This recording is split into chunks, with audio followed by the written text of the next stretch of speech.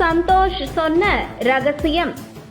Mass entry கொடுத்த அண்ணாமலை, மூக்குடைப்பட்ட அண்ணாமலை எதிர்ப்பு கோஷ்டி.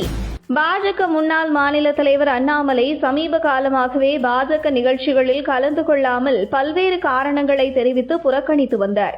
கடந்த சில நாட்களுக்கு முன்பு டெல்லியில் நடந்த தமிழக பாஜக முக்கிய தலைவர்கள் கலந்து கொண்ட நிகழ்விலும் கூட அண்ணாமலை கலந்து கொள்ளவில்லை. இதற்கு தனக்கு நிறைய திருமண நிகழ்வில் கலந்து கொள்ள வேண்டும், அதனால் டெல்லிக்கு செல்லவில்லை என அண்ணாமலை தெரிவித்திருந்தார். இப்படி தொடர்ந்து அண்ணாமலை பாஜக நிகழ்ச்சியில் அழைப்பு இருந்தும் புறக்கணித்து வந்தது பாஜக தலைமை மீது அண்ணாமலை அதிருப்தியில் உள்ளாரா என்கிற விவாதம் ஒரு பக்கம் அனல் பறந்து கொண்டிருந்தது. மற்றொரு பக்கம் எப்போதும் அண்ணாமலை மீது வெறுப்பை கக்கி வரக்கூடியவர்கள் பாஜக தலைமை அண்ணாமலையை ஓரம் கட்டிவிட்டது, அவர் அவ்வளவுதான், முடிந்தது அண்ணாமலை அரசியல் வாழ்க்கை என்றெல்லாம் ஒரு தரப்பு பேசி வந்தது. இந்த நிலையில் செப்டம்பர் 16ஆம் தேதி பாஜக தேசிய அமைப்பு செயலாளர் PL சந்தோஷ் தலைமையில் சென்னையில் தமிழக பாஜக மையக்குழு கூட்டம் நடைபெறும் என்று அறிவிக்கப்பட்டிருந்தது. இந்த நிலையில் அண்ணாமலை இந்த நிகழ்வுகளிலாவது கலந்து கொள்வாரா என்கிற பரபரப்பு நீடித்து வந்த நிலையில் அண்ணாமலை டெங்கு காய்ச்சலால் பாதிக்கப்பட்டுள்ளார். அவர் வீட்டிலேயே ஓய்வில் இருந்து வருகிறார்.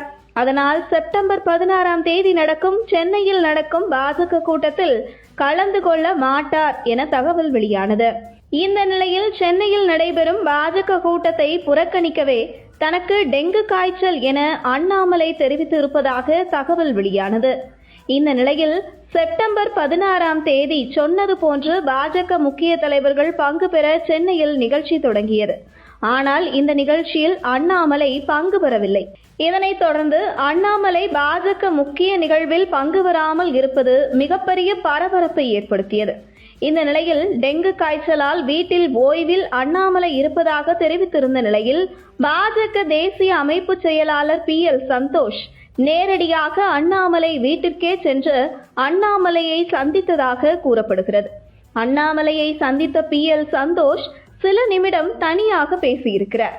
அண்ணாமலை வீட்டில் PL சந்தோஷ் சந்தித்து அடுத்த சில நிமிடங்களில் வீட்டில் இருந்து கிளம்பிய அண்ணாமலை நேரடியாக பாஜக கூட்டம் நடைபெறும் இடத்திற்கு மாசாக வந்து இறங்கினார். அண்ணாமலை வந்து இறங்கிய காட்சியை பார்க்கும்போது அவருக்கு காய்ச்சல் இருந்தது போன்று தெரியவில்லை, நல்ல ஆரோக்கியத்துடன் இருப்பது போன்றுதான் இருந்தது.